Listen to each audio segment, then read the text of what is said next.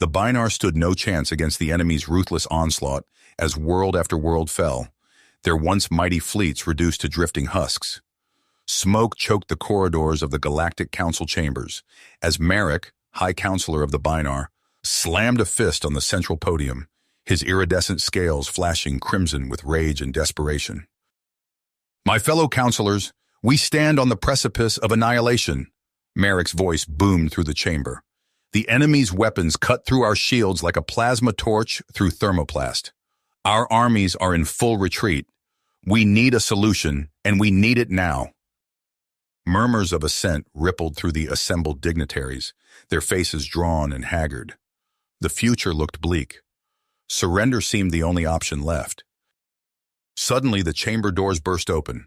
In strode a lone figure, a human in a plain gray jumpsuit, his face set with determination. Ignoring the hostile stares boring into him, he marched up to the podium and fixed Merrick with a steady gaze. "Counselors, I am Kevin Clark, a human engineer. You may not think much of my species, but I assure you, we know a thing or two about survival against the odds." Kevin tapped a command into his wrist computer, and a hologram flared to life above the central dais. "I present to you the Prometheus, a warship of my own design that will turn the tide of this war." Gasps echoed through the chamber as the schematics rotated, revealing armaments and technology beyond anything the Council races had dreamed of. An indestructible neutronium hull, antimatter cannons capable of vaporizing a small moon, a system utilizing quantum entanglement to coordinate fleet movements faster than the speed of light. Merrick stared slack-jawed at the display, hardly daring to believe his eyes. Around him, the other counselors erupted into a frenzy of questions, demanding answers. How was this possible? What trickery was this? Surely no mere human could devise such wonders. But as Kevin launched into an impassioned technical explanation, one thing became clear. Here stood a mind to rival the greatest scientists of any species, a mind that had just handed them the key to salvation, or so it seemed. Only time would tell if the humans' astonishing innovation would prove their deliverance, or the catalyst for even greater calamity as other factions sought to claim this power for themselves. The future of the galaxy now rested on the unassuming shoulders of an Earthborn engineer determined to make his mark. In the Binar shipyards, construction was already underway on the first fleet of Prometheus-class vessels. But Kevin knew his work had only just begun. The road ahead would be fraught with danger, deception, and hidden enemies at every turn. For in this war, the weapons forged by human hands could elevate humanity to heights undreamed of, or seal their destruction. As Kevin gazed out the viewport at the stars he hoped to save, one truth crystallized in his mind with icy certainty. Failure was not an option. The cavernous shipyards of the Binar stretched out before Kevin as he stepped off the transport shuttle, a hive of ceaseless activity and clanging industry. Towering assembly scaffolds rose like the skeleton of some colossal beast, swarmed by armies of scuttling worker drones. Sparks showered down from 1,000 arc welders, and the air crackled with the actinic tang of ozone. It was organized chaos on an almost incomprehensible scale. Kevin straightened the collar of his suit, feeling suddenly small and out of place amidst the alien grandeur. A sea of hostile stares greeted him as he strode into the control center, a lone human awash in a kaleidoscope of glistening scales, chitin, and feathers. Resentment and distrust hung thick in the recycled air. "Engineer Clark, I am Zylara, your assigned liaison," a crisp voice intoned from behind him. Kevin turned to see a sleek, reptilian Binar female, appraising him coolly, her posture rigidly formal. "I have been instructed to assist you in your new role, though I must confess I fail to see what a human can possibly contribute here." Kevin met her gaze levelly, unfazed. "Then I suppose I'll just have to show you, won't I?" He gestured to the schematics already queued up on his datapad. "Shall we begin?" The first cycles passed in a blur of 16-hour shifts and curt, terse interactions. Productivity reports flashed angry crimson on Kevin's displays as deadlines slipped and tempers frayed. Zylara remained aloof, rebuffing Kevin's attempts to troubleshoot bottlenecks in the assembly process. But Kevin was nothing if not persistent. Late one shift, as Xylara pored over a particularly vexing reactor shielding flaw, Kevin quietly pulled up a file and pushed it across to her. I noticed you were having trouble with the neutron scattering in the tertiary containment grid. Take a look at this. I ran some simulations that might help. Xylara's eyes narrowed, then widened as she scanned the data. Elegant and innovative, Kevin's solution neatly committed the issue with a minimum of material modifications. She turned to him, momentarily speechless. Kevin just shrugged, a hint of a smile playing at his lips. I didn't come all this way to twiddle my thumbs. After that, a tentative respect began to grow between them. United by their shared passion for problem-solving, they fell into an easy rhythm, debating coil configurations and field harmonics over meals snatched between shifts. With Xylara running interference, Kevin found the yard engineers more responsive to his direction. The once lagging metrics began to climb.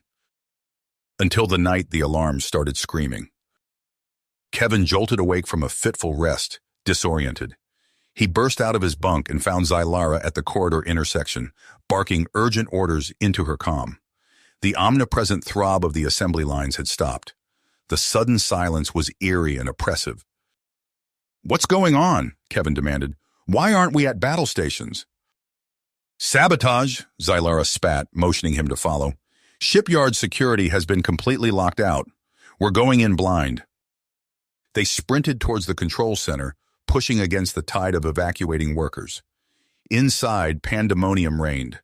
Panicked technicians scrambled over flickering, unresponsive control surfaces, shouting in a dozen different languages. The master display showed an ominous, spreading rash of flashing red icons. It's the reactors, Xylara said grimly, pulling up a schematic. Someone's trying to initiate a core meltdown. An icy spike of fear lanced through Kevin's gut. Binar shipyards were powered by a vast underground complex of fusion plants, all linked in series. A single uncontrolled reactor failure could set off a chain reaction that would vaporize the facility and everything within 100 kilometers. His eyes locked onto the pulsing red lines of the main reactor trunk. There, he said, jabbing a finger at a junction node. Whoever's behind this will need to manually decouple the coolant interlock here to trigger the overload. It's our best chance to stop them. Xylara nodded sharply. Let's move! Her omnigun leapt into her hand as she strode purposefully towards the exit. Kevin swallowed hard, his heart hammering against his ribs as they descended into the bowels of the reactor complex.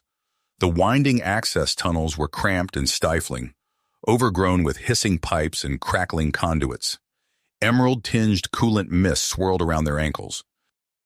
Harsh white light spilled from the open blast door ahead, silhouetting a cluster of dark figures crouched over an exposed maintenance panel.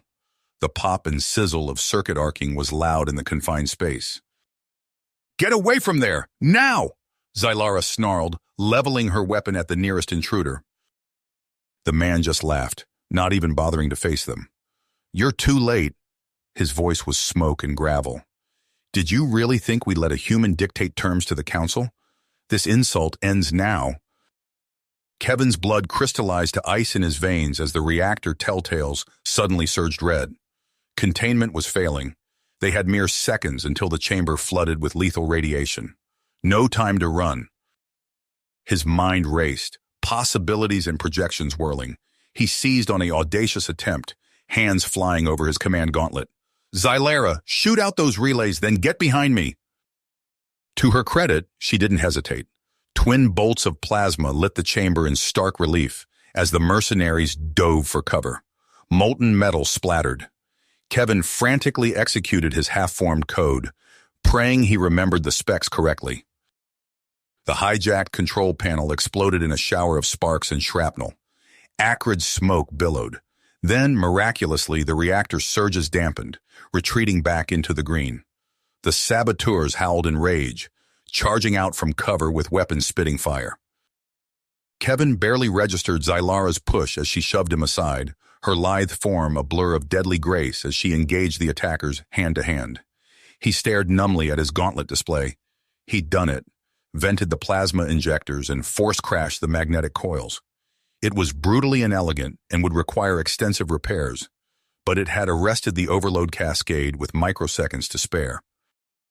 Zylara panted hard as the last saboteur crumpled to the deck, neck bent at an unnatural angle. She flashed Kevin a fierce grin, eyes gleaming. Not bad for a human. In the aftermath, as a grim-faced security team led the surviving infiltrators away, Kevin and Zylara stood surveying the damage. "There will be more," Zylara murmured softly. "Powerful people want your work to fail. This is just the beginning." Kevin's teeth gritted. Anger kindled deep in his chest.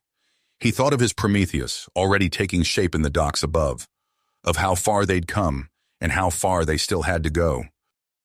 "Let them try," he growled. Already his mind was racing ahead to reinforced access systems, tighter screening protocols, embedded anti-tampers.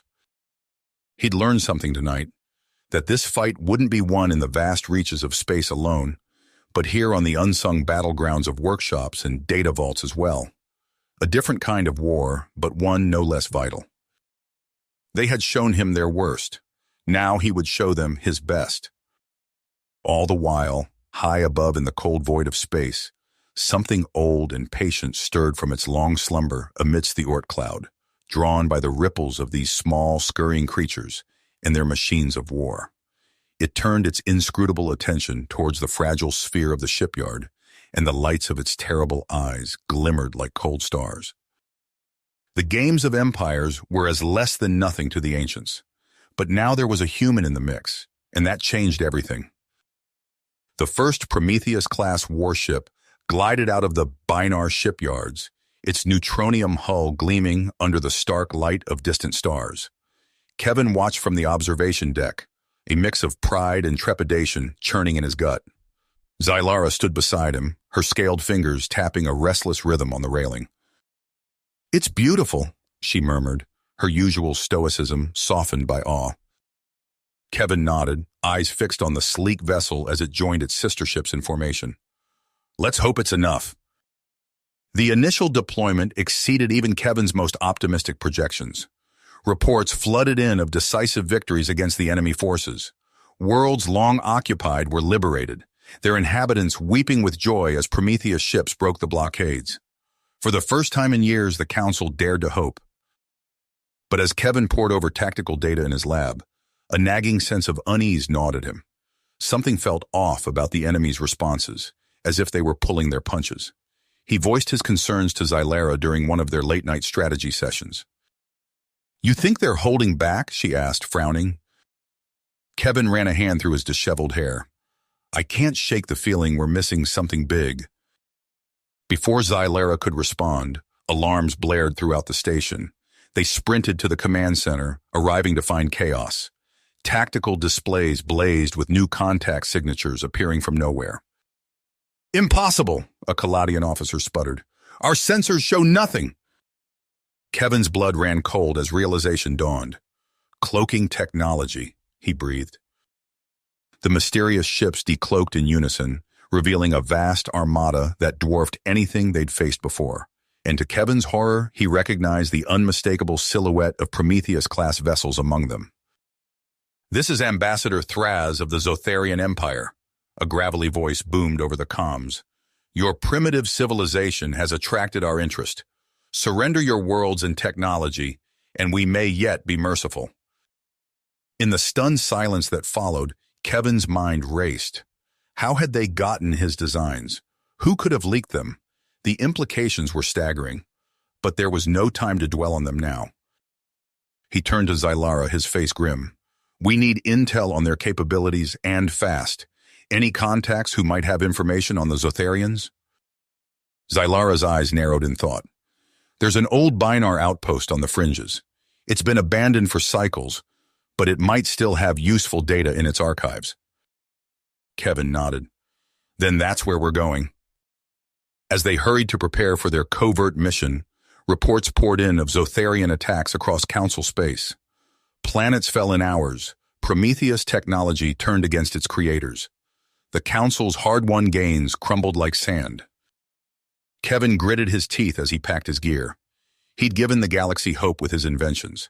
Now he had to find a way to save it from them. Kevin and Zylara crouched in the shadows of the derelict Binar outpost, their breath misting in the frigid air. Zylara's scaled fingers danced over her datapad, bypassing layers of ancient security protocols. "We're in," she whispered, "but we need to move fast. The station's power reserves won't last long." They slipped through darkened corridors, Kevin's heart pounding as they dodged malfunctioning security drones. The central archive loomed before them, a vast chamber filled with rows of data crystals. "There," Kevin pointed, spotting a terminal still flickering with residual power. He plugged in his decryption module, sifting through terabytes of information. His eyes widened as the pieces fell into place. "Zylara, look at this." He pulled up schematics of a familiar design, his own Prometheus-class ships, but twisted, augmented with alien technology. "They reverse-engineered my work." Zylara hissed in frustration. "Viron's network, it has to be." Kevin nodded grimly, but his attention was caught by another file. "Wait, their cloaking system. It's not like anything I've seen before." He studied the diagrams, mind racing. "They're using quantum wormhole fields. Unstable, but brilliant." A distant crash echoed through the station. Zylara tensed, weapon at the ready. "We need to go, now." As they fled the outpost, Kevin's mind whirled with possibilities. The quantum field's instability. There had to be a way to exploit it.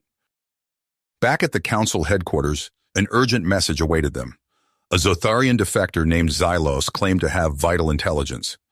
Kevin and Zylara exchanged wary glances as they entered the secure meeting room. Xylos, a tall, spindly alien with iridescent scales, fixed Kevin with a penetrating stare. "So, you're the human wunderkind," he said, voice dripping with barely concealed disdain. "Your work has impressed some of my former colleagues." Kevin met his gaze evenly. "And you can help us stop them?" Xylos's mandibles clicked in what might have been amusement. "I can give you the key to unraveling their cloaking systems, but it will require your expertise to implement." As Xylos outlined his plan, Kevin's excitement grew. Combined with his own observations, this could work, but it would push the limits of miniaturization technology.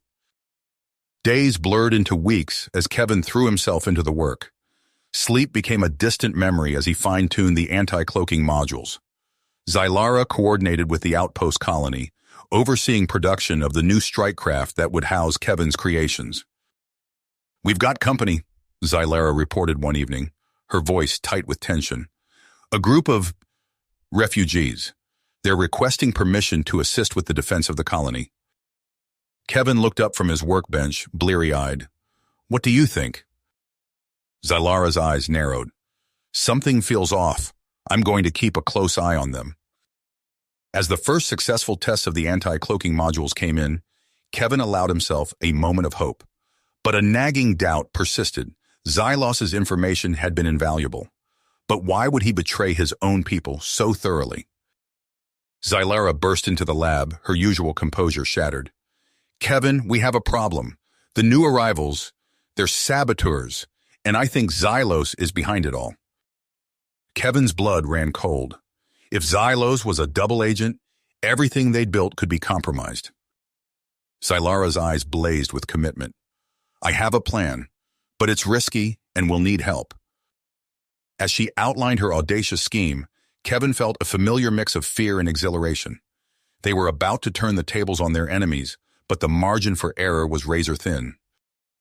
With a ragtag crew assembled, Zylara prepared to make her desperate run across enemy lines.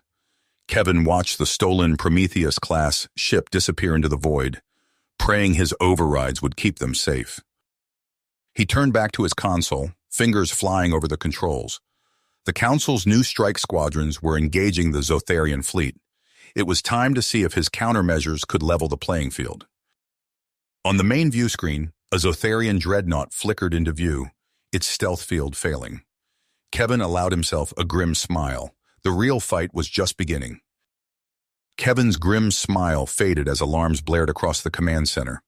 The Zotharian dreadnought, its cloaking field disrupted, unleashed a devastating barrage. Shields buckled under the assault, and Kevin's grip tightened on the console as the station shuddered. "Multiple hull breaches," an officer shouted. "We're venting atmosphere in sectors 7 through 12. Kevin's mind raced. They'd gained a tactical advantage, but at what cost? As reports of casualties flooded in, he couldn't shake the feeling that they'd only scratched the surface of the Zotharian threat. A priority transmission cut through the chaos. Kevin's breath caught as Zalera's face appeared on the screen, her features distorted by static. "Kevin, we've... blockade," her voice crackled. "Ship's failing. Need to abandon." The signal cut out.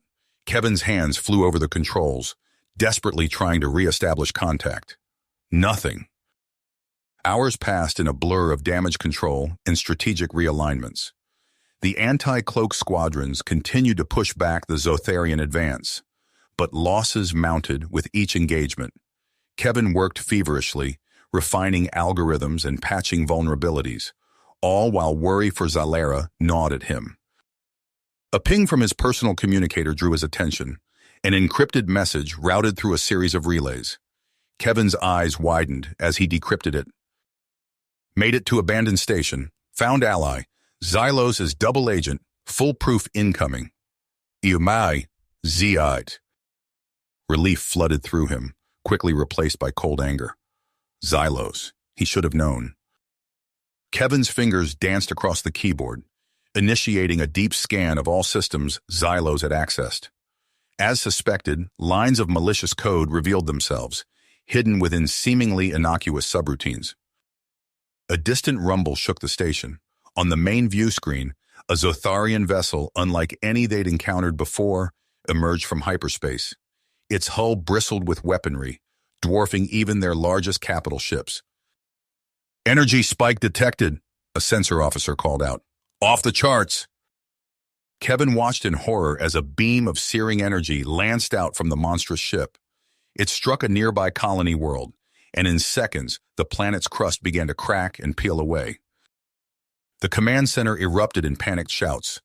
Kevin stood transfixed, his mind struggling to process the scale of destruction unfolding before him. An entire world reduced to rubble in minutes. He closed his eyes, took a deep breath, and turned back to his console. There would be time for grief later. Now he had work to do. As Kevin's fingers flew across the controls, purging Xylos's insidious code, he pulled up the schematics for their remaining ships. A desperate plan began to form in his mind. It was risky, possibly suicidal, but in the face of such overwhelming force, what choice did they have? "Get me Admiral Thrace," Kevin ordered, his voice steady despite the chaos around him. "We're going to hit them where it hurts." You have reached the end of the story. If you enjoyed this story and want to support us, please leave a like and subscribe to our channel, and for every comment that says 88, I will heart every single one of them. Thank you for your time.